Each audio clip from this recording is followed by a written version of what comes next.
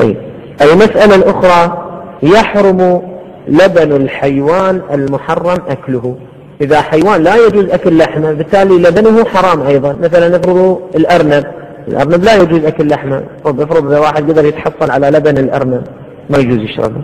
وكذلك بيضه، الطائر المحرم لحمه لا يجوز أكل البيضة. مثلا افرض بيضة صقر أو بيضة نسر أو بيضة غراب كما ذكرنا في الأسبوع الماضي، فلا يجوز أكل البيض. فالبيض واللبن تابع للحيوان. طيب، وأما لبن الإنسان فلا بأس بشربه.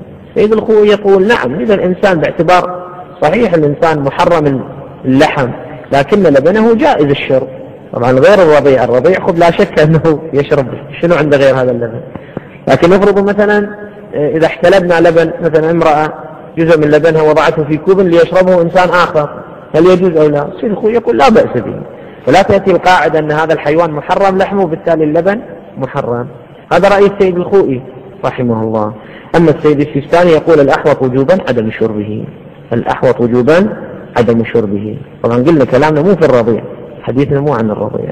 طيب، فإذا يحرم لبن الإنسان لا بأس بشربه عند السيد الخوئي، والأحوط وجوبا عدم شربه عند السيد السيستاني. مسألة